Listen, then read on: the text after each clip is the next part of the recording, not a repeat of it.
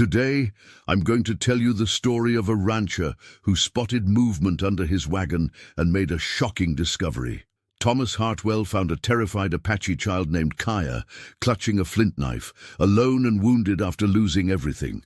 But what happened next will touch your heart. Please subscribe to our channel and comment where you're listening to this story from. The shadow beneath the wagon. The dust kicked up by Thomas Hartwell's wagon wheels created a golden cloud in the late afternoon Arizona sun as he approached the small settlement of Willow Creek. It was October 1884, and the desert air carried the crisp promise of winter despite the lingering heat. Thomas had been traveling for 6 hours from his ranch, delivering a load of cattle to the territorial buyers, and both he and his 2 horses were eager to reach the trading post for water and rest. At 42, Thomas was a seasoned rancher who had built his spread from nothing over the past 12 years. His weathered hands gripped the reins with the easy confidence of a man who knew his business, while his sharp blue eyes constantly scanned the landscape for signs of trouble. These were dangerous times in the territory. Apache raids had been increasing, and lone travelers made tempting targets. As Thomas guided his wagon toward the wooden buildings of Willow Creek, his lead horse, a bay mare named Rosie, suddenly threw her head up and snorted nervously. Her ears swiveled backward toward the wagon bed, and she began to sidestep skittishly. "Easy, girl," Thomas murmured, pulling gently on the reins. "What's got you spooked?" Rosie's behavior was unusual. She was a steady horse, not prone to jumping at shadows or prairie dogs. Thomas had learned to trust her instincts over the years. They had saved his life more than once when Apaches or bandits were lurking nearby. The second horse, a black gelding named Buck, began to show similar signs of unease. Both animals kept looking back toward the rear of the wagon, their nostrils flaring as if catching an unfamiliar scent. Thomas brought the wagon to a halt about 50 yards from the trading post. The settlement appeared quiet, with only a few horses tied to the hitching posts and smoke rising lazily from the blacksmith's forge. Nothing seemed amiss, but his horse's behavior had put him on edge. "Whoa there," he said, setting the brake and wrapping the reins around the wooden handle. His right hand instinctively moved to rest on the butt of his Colt .45, while his eyes swept the area for any sign of danger. That's when he heard it, a soft scraping sound, like metal against wood, coming from directly beneath his wagon. Thomas froze, every muscle in his body tensing. In Apache country, any unexpected sound could mean the difference between life and death. Moving with deliberate slowness, Thomas climbed down from the driver's seat, his boots hitting the hard-packed earth with barely a whisper. He kept his hand on his pistol while crouching down to peer under the wagon bed. What he saw made his breath catch in his throat and his hand fall away from his weapon in shock. Huddled in the narrow space between the rear axle and the wagon's wooden undercarriage was a child, small, thin, and obviously Apache. The child couldn't have been more than 8 or 9 years old, with long black hair that was matted with dirt and desert debris. Traditional Apache clothing, now torn and stained with what looked like dried blood, hung loose on the small frame. But it was what the child clutched in both hands that made Thomas's heart race. A flint knife, its napped stone blade sharp enough to cut leather, held with the desperate grip of someone who knew how to use it.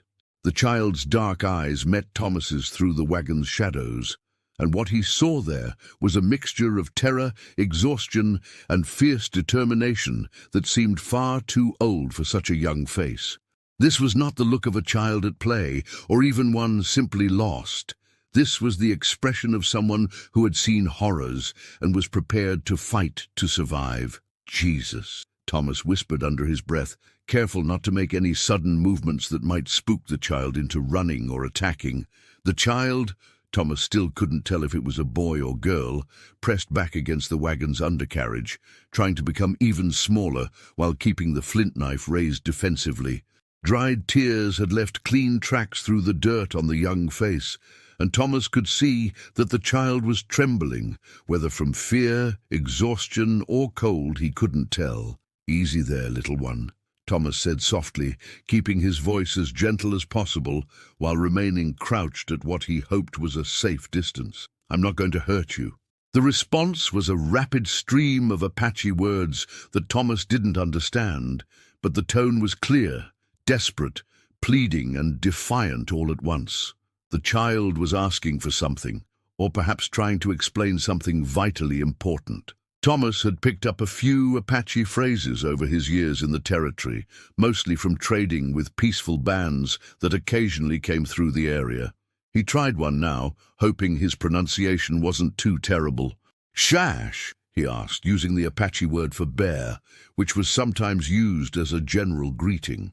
The child's eyes widened slightly at hearing their own language, but the knife remained steady. Another stream of rapid Apache followed, and this time Thomas caught a word he recognized: soldiers. His heart sank as the pieces began to fall into place. The torn clothing, the bloodstains, the child's obvious terror and exhaustion, all pointed to one terrible conclusion. This young one had likely witnessed or escaped from one of the military actions that had been sweeping through Apache territories in recent months. "Soldiers?" Thomas repeated, pointing in the direction where he knew the nearest military outpost was located. The child's reaction confirmed his fears. The small body began to shake more violently, and a stream of what could only be Apache curse words poured out, mixed with what sounded like sobbing. Thomas felt a wave of compassion wash over him. Whatever had happened, this child had been through hell and was now alone in a world that viewed their very existence as a threat. The knife wasn't just a weapon. It was probably the only thing standing between this young one and death. "I'm going to sit down," Thomas said slowly, suiting his actions to his words. "I'm not going anywhere, and I'm not going to call anyone over. We're just going to sit here for a minute." Croom, he settled cross-legged in the dust, making himself smaller and less threatening while keeping his hands visible. The trading post was still quiet, and he was grateful that no one had noticed the unusual situation yet. Trust and desperate needs. For 10 long minutes, Thomas and the Apache child remained locked in their silent standoff beneath the Arizona sun. The child's grip on the flint knife never wavered, but Thomas noticed the small shoulders beginning to sag with exhaustion. Whatever ordeal had brought this young one to hide under his wagon, it had clearly pushed them to the very limits of endurance. "You must be thirsty," Thomas said softly, reaching slowly for his water canteen. "Water? Agua?" At the mention of water, the child's eyes followed the canteen with desperate intensity. Thomas could see cracked lips and the telltale signs of severe dehydration, sunken cheeks and eyes that seemed too large for the thin face. "I'm going to pour some water into my hand," Thomas explained, though he doubted the child understood much English. "Just for you to see it's safe." Moving with deliberate slowness, Thomas uncorked the canteen and poured a small amount into his cupped palm, then brought it to his own lips to drink. The child watched every movement, and Thomas saw a flicker of longing cross the young face. Next, Thomas poured water into his palm again and extended his hand toward the space under the wagon, careful to keep the rest of his body motionless. "For you," he said, simply. The child stared at the offered water for several heartbeats, the internal struggle between need and caution playing out in those dark eyes. Finally, desperation won. Still clutching the knife in one hand, the child reached out with the other and quickly scooped water from Thomas's palm, drinking eagerly. "More?" Thomas asked, and received a slight nod in response. This time, when Thomas extended his hand with water, the child didn't hesitate. As the small fingers brushed against his palm, Thomas felt how cold they were despite the desert heat, a sign of shock and exhaustion that worried him deeply. "What's your name?" Thomas asked gently. "I'm Thomas." The child considered this for a moment, then spoke a single word in a voice barely above a whisper. "Kaya." "Kaya," Thomas repeated, trying to get the pronunciation right. "That's a beautiful name." For the first time, the hint of a smile crossed Kaya's face, though the knife remained ready. "Kaya, how long have you been under my wagon?" The response came in rapid Apache, but the tone suggested confusion. Thomas realized the child might not understand the concept of time as he meant it, or simply couldn't express it in English. "Since this morning? Yesterday?" Thomas tried, holding up fingers to indicate different numbers of days.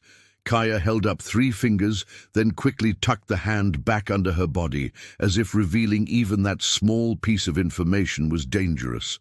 3 days. Thomas's heart ached, thinking of this child hiding under wagons and enduring the desert heat for 3 days. The trading post saw maybe a dozen wagons a week, so Kaya must have been moving from one hiding spot to another, somehow managing to stay hidden while searching for food and water. "Are you hurt?" Thomas asked, noticing how carefully Kaya moved. In response, Kaya shifted slightly, and Thomas caught sight of a dark stain on the child's left leg, dried blood that suggested a wound of some kind. "You need help," Thomas said, his voice filled with concern. "Medicine, food, a safe place to rest." Kaya seemed to understand the word medicine and shook her head vigorously, speaking rapid Apache that sounded like protest or refusal. "No medicine men here," Thomas assured her, guessing at her fear. "Just me. I have clean cloth, some whiskey for cleaning wounds, maybe some food." The mention of food caused another internal struggle to play out on Kaya's face. Thomas could see how thin the child had become. The traditional Apache clothing hung loose, and the small hands looked almost skeletal. "When did you last eat?" Thomas asked, then tried a different approach. "Food? Comida?" Kaya held up 5 fingers this time, and Thomas felt anger rise in his chest. 5 days without proper food, 3 days hiding under wagons, injured and alone. What kind of hell had this child escaped from? "Kaya, I have jerky, hardtack, even some dried fruit in my wagon. Would you like some?" The nod was almost imperceptible, but it was there. Thomas slowly reached into his shirt pocket and pulled out a piece of beef jerky. He tore off a small piece and ate it himself, then offered the rest to Kaya. This time, there was no hesitation. Kaya snatched the jerky and began eating with the desperate hunger of someone who hadn't seen food in days. Thomas had to resist the urge to immediately offer more. He knew that eating too much too quickly after starvation could be dangerous. "Slow down, little one," he said gently. "There's more, but you need to eat slowly, or you'll get sick." While Kaya ate, Thomas's mind raced with possibilities and problems. He couldn't just leave this child here, but taking Kaya with him would be complicated and potentially dangerous. Apache children found with white settlers were typically sent to government schools, hundreds of miles away, separated from everything and everyone they knew.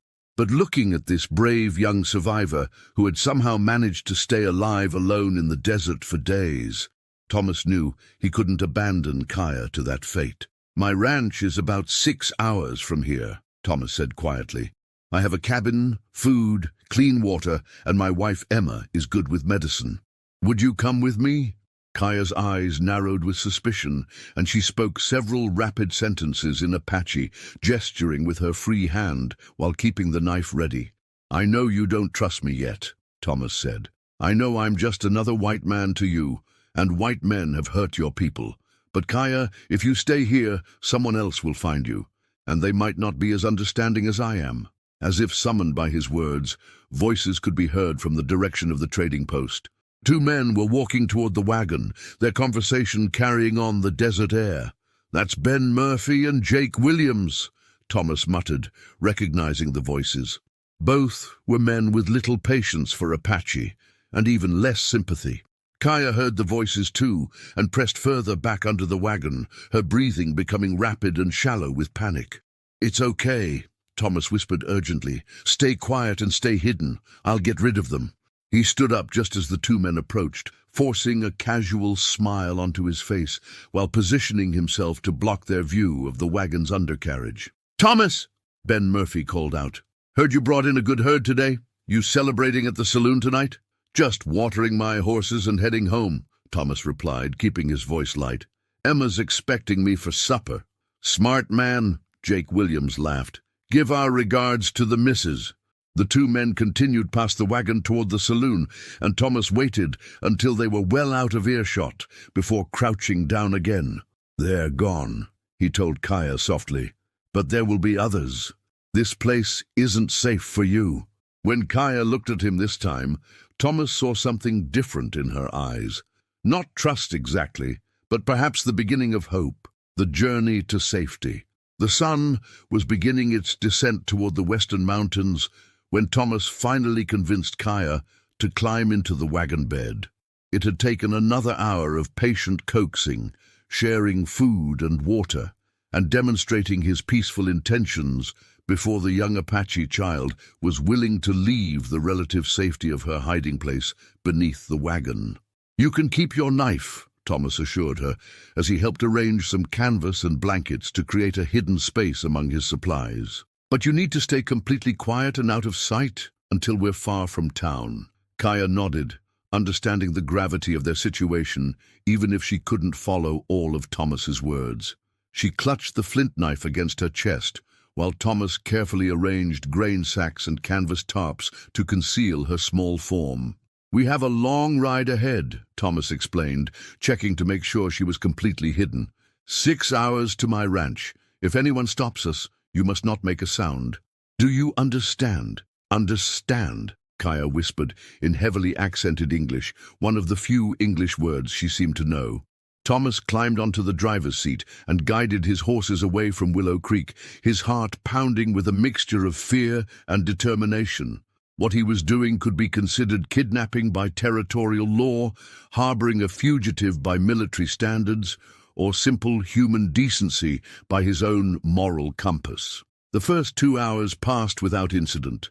The desert road was empty, except for the occasional lizard darting across their path and the ever-present hawks circling overhead. Thomas found himself glancing back frequently at the concealed space where Kaya was hidden, worried about her comfort and safety. "How are you doing back there?" he called softly during one of their brief stops to rest the horses. A small voice answered from beneath the canvas. "Hot, thirsty." Thomas immediately uncorked his canteen and passed it back to her, along with another piece of jerky and some dried fruit he'd purchased at the trading post.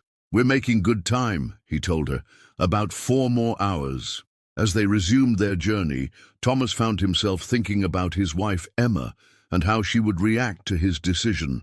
They had been married for 8 years, but had never been blessed with children of their own, a source of quiet sadness that they rarely discussed. Emma had a gentle heart and strong maternal instincts. She regularly tended to injured animals and had never turned away anyone in need of help. But bringing home an Apache child was different from nursing a wounded bird or feeding a hungry drifter. This decision would affect their lives in ways Thomas was only beginning to understand. His contemplation was interrupted by the sound of approaching horses. 3 riders were coming up the road behind them, moving fast and kicking up a significant dust cloud. "Kaya!" Thomas called back urgently. "Riders coming! Stay completely still and quiet!" He heard a barely audible acknowledgement from beneath the canvas as the riders drew closer. Thomas recognized them as they pulled alongside his wagon. Territorial militiamen, probably heading back to the fort after patrol. "Afternoon, civilian," the sergeant called out, a weathered man with suspicious eyes. "You seen any Apache sign on this road?" "No, Sergeant," Thomas replied, fighting to keep his voice steady. "Been a quiet trip so far." "We're tracking a small group that hit a settlement north of here 3 days ago," the sergeant continued. "Killed a family, burned their cabin. One of the survivors said they saw a child with the raiders who managed to escape during our pursuit." Thomas felt his blood run cold. If Kaya was connected to this incident, the situation was even more dangerous than he'd realized. "A child?" Thomas asked, trying to sound merely curious. "Apache girl, maybe 8 or 9 years old. Could be armed and definitely dangerous. These savages train their young to kill from an early age." "I'll keep my eyes open," Thomas said, his jaw tight with controlled anger at the man's words. "You do that, and if you see anything suspicious, you report it immediately. We can't have Apache murderers running loose in the territory." The 3 militiamen spurred their horses and rode on. leaving Thomas alone with his racing thoughts and his hidden passenger. Once they were out of sight, he called back to Kaya. "They're gone. Are you all right?" "Soldiers!" Kaya's voice was tight with fear. "Yes, but they're gone now. We're safe." But Thomas wasn't sure they were safe at all. If the military was actively searching for Kaya, and if she was connected to the violence the sergeant had described, helping her could cost Thomas everything: his ranch, his freedom, possibly even his life. He thought about the fear in Kaya's eyes, the way she had been hiding and starving in the desert. Whatever had happened 3 days ago, this child was a victim, not a perpetrator. Thomas had seen enough of life to recognize the difference between someone fleeing justice and someone fleeing injustice. "Kaya," he called back gently, "were you with your family 3 days ago?"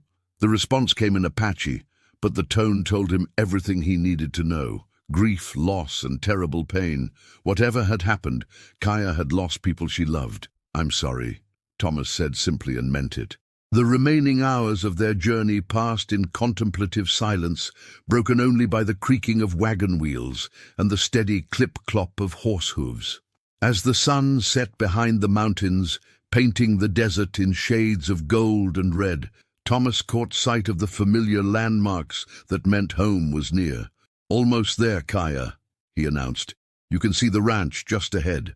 The Morrison Ranch spread across a small valley, with a modest 2-story house, barn, corrals, and several outbuildings. Smoke was rising from the chimney, and Thomas could see lamplight in the kitchen windows, signs that Emma was preparing supper and expecting his return. "Kaya, when we get to the house, I need you to let me talk to my wife first. She's a good woman, but this will be a shock for her." "Wife good?" Kaya asked in her broken English. "Yes," Thomas said with conviction. "Wife very good. She will help you." As they pulled into the ranch yard, Thomas saw Emma emerge from the house, wiping her hands on her apron.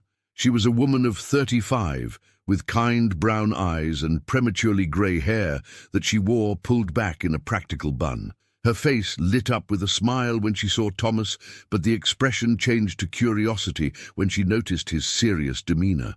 "Thomas, is everything all right? You look like you've seen a ghost." "Emma, I need to talk to you about something important, something that's going to change our lives." Emma's smile faded, replaced by concern and growing apprehension. "What is it? What's happened?" Thomas climbed down from the wagon and took his wife's hands in his own. "I found someone today, someone who needs our help, someone who has nowhere else to go." "Who?" Emma asked, her eyes searching his face for clues. "A child," Thomas said simply. "An Apache child who's been through something terrible and is completely alone in the world." Emma's eyes widened as the implications hit her. "Thomas, what have you done? A family's choice and new beginnings." Emma's question hung in the desert air like a challenge. Thomas could see the conflict in his wife's eyes, concern for him warring with her natural compassion and curiosity about the child he'd brought home. "I've done what I hope you would have done," Thomas said quietly. "I've helped someone who desperately needed it." "Show me," Emma said simply. Thomas led her to the back of the wagon and carefully pulled aside the canvas covering. Kaya lay curled in a tight ball, the flint knife still clutched in her small hands, dark eyes watching Emma with a mixture of fear and desperate hope. Emma's breath caught in her throat. "Oh my God, she's just a baby. Her name is Kaya. She's been alone in the desert for days, hiding, starving. I couldn't leave her." Emma instinctively reached toward the child, then stopped when Kaya flinched away. "It's all right, sweetheart," Emma said softly. "No one's going to hurt you here." "She doesn't speak much English," Thomas explained, "but she understands kindness." Emma studied the child's torn clothing, the obvious signs of hunger and exhaustion, the infected cut on her leg. Her maternal instincts overrode every other consideration. "Help me get her inside," Emma said decisively. "She needs food, medical attention, and a proper bath." Together they coaxed Kaya from the wagon. The child moved stiffly, clearly in pain from her injuries and the long, uncomfortable ride. Emma noticed how Kaya never let go of the flint knife, even when accepting help. "That's her only protection," Thomas explained when he saw Emma looking at the weapon. "She's been through something terrible." Inside the house, Emma immediately set about making Kaya comfortable. She prepared a warm bath, gathered clean clothes that might fit the small frame, and heated soup on the stove. Throughout it all, she spoke gently to Kaya, her voice carrying the universal language of maternal care. "Thomas," Emma said while Kaya soaked in the warm bath water, "tell me everything." Thomas explained the day's events, finding Kaya under the wagon, the encounter with the militiamen, the long journey home. Emma listened without interruption, her expression growing more serious with each detail. "The soldiers are looking for her," Emma said when he finished. "This is dangerous for all of us." "I know, but Emma, you should have seen her hiding under that wagon. She's been surviving on her own for days, and she's still fighting. She's not a threat, she's a victim." Emma looked through the doorway at Kaya, now clean and dressed in one of Emma's old nightgowns that hung loose on her thin frame. The child was eating soup with careful, measured bites, her eyes constantly moving to watch for danger. "What are we going to do?" Emma asked. "We're going to keep her," Thomas said with quiet conviction. "We're going to give her a home and a family and a chance at life. And when the authorities come looking, we'll face that when it happens. But I won't turn her over to people who see her as less than human." Emma was quiet for a long moment, considering the implications. Their peaceful life was about to become complicated in ways they couldn't predict. But looking at Kaya, so small, so brave, so desperately in need, Emma found her answer. "She can sleep in the spare room tonight," Emma said. "Tomorrow we'll figure out how to make this work." Over the following weeks, Kaya slowly began to heal and adapt to life on the ranch. Emma tended her physical wounds while Thomas worked patiently to overcome her emotional scars. The child proved to be intelligent and eager to learn, picking up English words quickly and showing natural skill with animals. "She has a gift with the horses," Thomas told Emma one evening as they watched Kaya gently brushing one of the mares. "They trust her completely." "She understands what it means to be afraid," Emma replied. "She knows how to be gentle because she knows how it feels to need gentleness." The first real test came 3 weeks after Kaya's arrival. A territorial marshal rode up to the ranch, asking questions about Apache sightings in the area. Thomas and Emma had prepared for this moment, coaching Kaya on what to do if strangers came. "Good afternoon, Marshal," Thomas greeted the man calmly. "What brings you out this way?" "Routine patrol," the marshal replied, his eyes scanning the ranch buildings. "We've had reports of Apache activity. You folks seen anything unusual?" "Nothing but the usual wildlife," Emma said, appearing in the doorway with a dish towel in her hands, playing the role of a normal ranch wife. The marshal's attention was caught by movement near the barn. Kaya appeared briefly, dressed in one of Emma's old dresses, with her long black hair braided and partially hidden under a sunbonnet. To casual observation, she looked like any ranch child doing chores. "That your daughter?" the marshal asked. "Our niece," Emma replied smoothly. "My sister's girl, visiting from back east, city child learning ranch life." The marshal nodded, apparently satisfied. "Well, keep your eyes open. There's still dangerous Apache unaccounted for in these parts." After he rode away, Thomas and Emma found Kaya in the barn, shaking with suppressed fear, but proud that she had played her part successfully. "Good job, little one," Thomas said, using the English phrase Kaya had come to understand meant praise and approval. As autumn turned to winter, Kaya became an integral part of the ranch family. She helped Emma with cooking and household tasks, worked alongside Thomas caring for the animals, and slowly began to smile and even laugh occasionally. The flint knife, once her constant companion, now rested safely in her dresser drawer, available if needed, but no longer necessary for daily survival. "She's not the same frightened child you brought home," Emma observed one evening as they watched Kaya reading aloud from a simple book, her English pronunciation improving daily. "Neither are we," Thomas replied. "She's changed us too, given us purpose we didn't know we were missing." Emma nodded, thinking of how empty their house had felt before Kaya's arrival. Now it was filled with the sounds of a child's laughter, questions and dreams for the future. "Do you think she's happy?" Emma asked. As if in answer, Kaya looked up from her book and smiled at them, a genuine, unguarded expression of contentment that said more than words ever could. "Yes," Thomas said softly. "I think she's finally home.